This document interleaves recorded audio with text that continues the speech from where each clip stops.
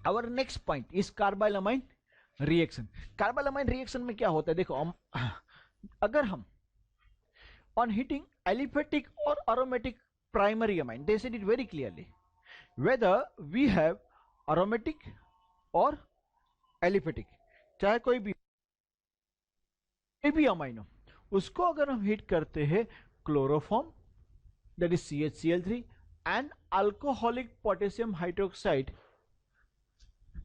Primary amine को chloroform and alcoholic potassium hydroxide KOH के साथ जब हम हीट करते हैं, then amine group converts to isonitrile group RN triple bond C।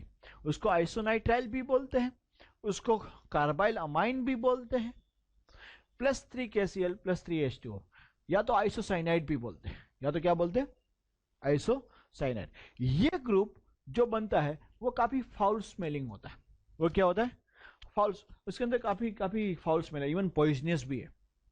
So carbyl amine test किसके लिए किया था, अगर आपके पास कोई कंपाउंड है, वी नो कि ये अमाइन है, लेकिन कौन सा है पता नहीं, प्राइमरी या सेकेंडरी या टर्सरी, अगर आपको आइडेंटिफाई करना है प्राइमरी है या नहीं, you do the carbyl amine test. Carbyl amine test में करना क्या है, क्लोरोफॉर्म एंड KOH के साथ रिएक्ट करना है एंड कार्बाइल अमाइन फॉर्म होगा। It's a foul smelling poisonous isocyanide बनता है। This reaction is called carbyl amine test, reason के आइसोसाइनाइड को हम क्या बोलते हैं, कार्बाइल अमाइन बोलते हैं। Secondary and tertiary amine do not give this test, that's why it is used in laboratory for the identification of primary amines. Even जरूरी नहीं, जैसे कि यहाँ पे इथेन अमाइन दिया है तो आपको इथाइल आइसोसाइनाइड मिलने वाला है, एनिलीन या बेंजीन अमाइन दिया, chloroform plus KOH phenyl isocyanide मिलने वाला है, अल्काइल या अराइल दोनों देंगे, बराबर है। देन द नेक्स्ट रिएक्शन जो हमारे पास है, काफी important reaction, reaction with nitrous acid. Nitrous acid में बताया गया कि all the three test, primary secondary tertiary amine, compound reacts with nitrous acid in different ways, तीनों के तीनों रिएक्ट करने वाले हैं, बट हमारा फोकस हम प्राइमरी अमाइन पर रखने वाले हैं। हमारा फोकस हम किसके पर रखने वाले हैं, प्राइमरी अमाइन पे।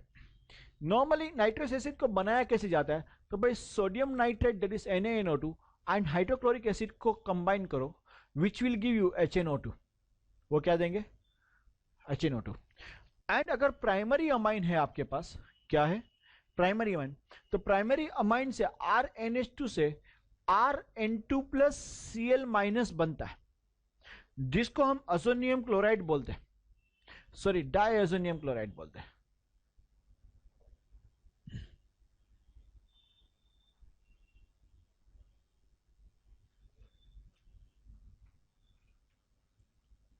अगर अल्काइल ग्रुप जुड़ा हुआ है तो alkyl diazonium chloride, phenyl group जुड़ा हुआ है तो फिनाइल डायअजोनियम क्लोराइड, या तो बेंजीन डायअजोनियम क्लोराइड, आपको अजोनियम क्लोराइड मिलता है।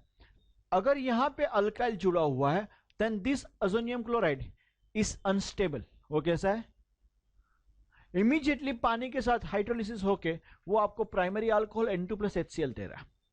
Again let me explain you, if you have primary amine, nitrous acid के साथ वो अल्काइल एजोनियम क्लोराइड देगा, which is a salt, unstable होने की वजह से पानी के साथ तुरंत हाइड्रोलिसिस से अल्कोहल एंड N2 HCl देता है। Primary alkyl amine reacts with nitrous acid and gives alkyl diazonium salt, which is unstable, and so this salt releases nitrogen, changes to alcohol.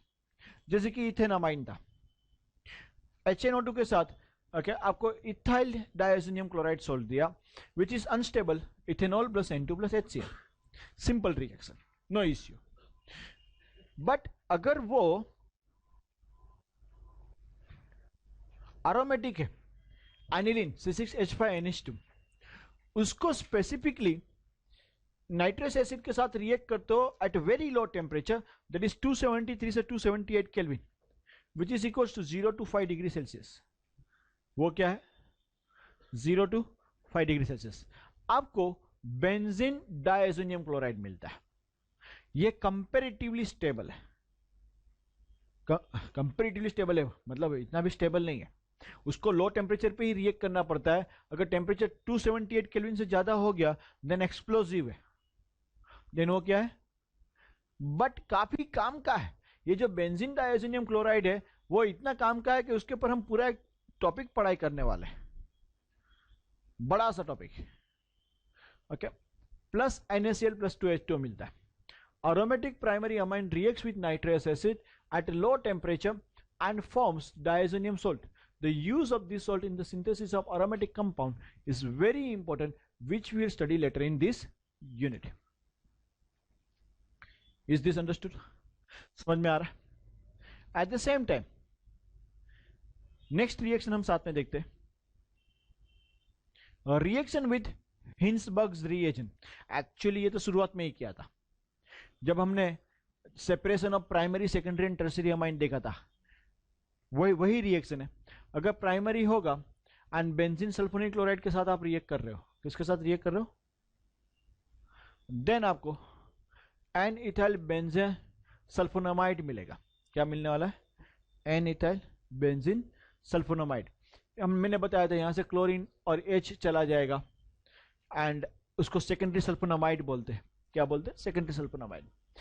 या तो सेकेंडरी अमाइन होगा तो H और Cl combine होकर चले जाएंगे, यहां से C2H5 and C2H5 और आपको एक बेंजीन सल्फोन ग्रुप मिलेगा।